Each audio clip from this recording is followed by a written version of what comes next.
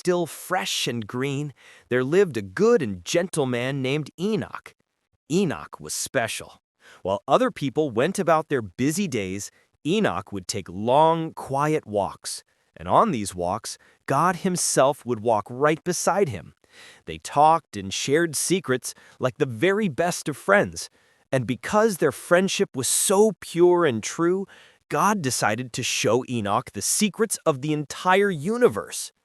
The adventure began when a deep sadness started to spread across the earth. High above, in the beautiful starry heavens, God had special helpers called the Watchers. Their job was to be loving guardians for the people below. But one day, a group of 200 of these shiny angels looked down and became lonely. They decided to break a very important rule. Led by their captain, Samyaza, they left their homes in the stars and came down to live on Earth. This was the start of a very big problem. The naughty Watchers began teaching people forbidden secrets they were not ready to know. It was like giving a little baby a sharp pair of scissors. One powerful angel, Azazel, taught people how to make sharp swords for fighting. Others taught them how to use sparkly jewels and colorful paints, which made people worry more about being pretty on the outside than being kind and good on the inside. Soon, the world was filled with selfishness and fighting. The biggest problem of all was that the children of these naughty angels were not regular people. They were big, grumpy giants. They were as tall as trees and were always hungry. They stomped around, eating all the food, and when that was gone, they started being mean to people. The whole world became a scary, unhappy place, and the sad cries of the people traveled all the way up to heaven. God saw the mess and knew he needed a helper. He chose his best friend, Enoch. To prepare him, God sent the kind angel Uriel to give Enoch a magical tour of the universe. Together, they flew up, up, up, past the moon. Enoch saw the secret storehouses where God keeps the wind, and the frosty rooms where every single beautiful snowflake is made. He saw the gates at the edge of the world where the sun peeks out every morning and where it goes to sleep every night. Enoch saw that God had made everything to work in perfect, beautiful harmony. After seeing how things were supposed to work, Enoch was ready for his mission. He became Enoch the brave messenger.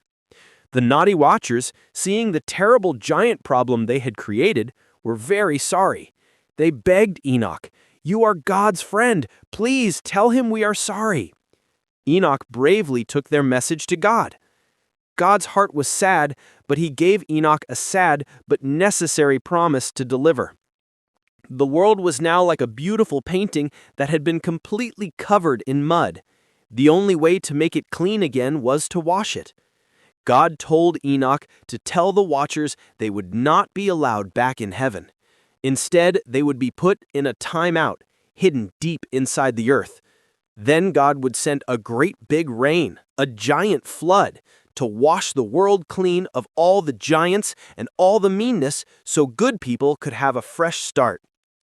To help Enoch understand the importance of rules, even for angels, Uriel then showed him the prison for the naughty stars. At the very edge of the world, in a deep, dark valley filled with fire, Enoch saw what looked like giant burning stars bound up in chains. They were other celestial beings who had disobeyed God. This showed Enoch that everyone, no matter how bright and powerful, had to follow God's loving rules. After seeing such a scary sight, Enoch needed to be reminded of God's goodness. So, the angel took him to a beautiful secret place, the secret garden and its tree of smells. This was the garden of righteousness, where every wonderful plant grew. In the very middle was the tree of life, and its smell was sweeter than any flower in the world. The angel promised that one day, good and humble people would get to eat its fruit and live happily forever. On his journey, Enoch also got to meet God's super helper angels, the archangels. There was Michael, the gentle protector, Raphael, the great healer, Gabriel, the powerful messenger, and his friend Uriel, the angel of light. Seeing them, Enoch knew that even when things seemed bad, God always had powerful and loving helpers working to make things right. Before his adventure ended, God gave Enoch two final amazing visions of the future. First, he was shown the great king of the future. In a vision, Enoch saw a kind and wise person full of light sitting on a throne of glory right next to God.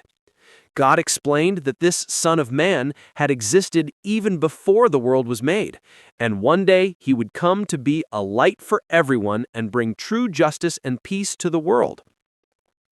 Then God gave Enoch a dream of the sheep and the wolves.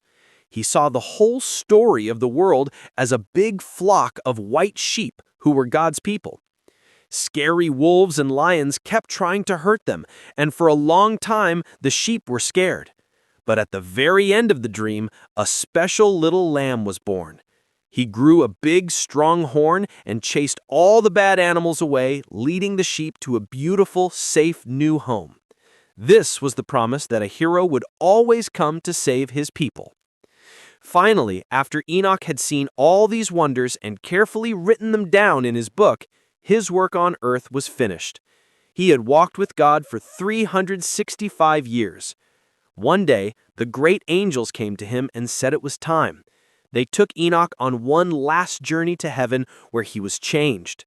His human clothes were taken away, and he was dressed in robes made of pure light. He was no longer just a man. Enoch became an angel of light, a heavenly scribe whose job was to write down all the good deeds of people forever. He didn't get old or sick. God just took his best friend by the hand and brought him home to live with him in heaven forever.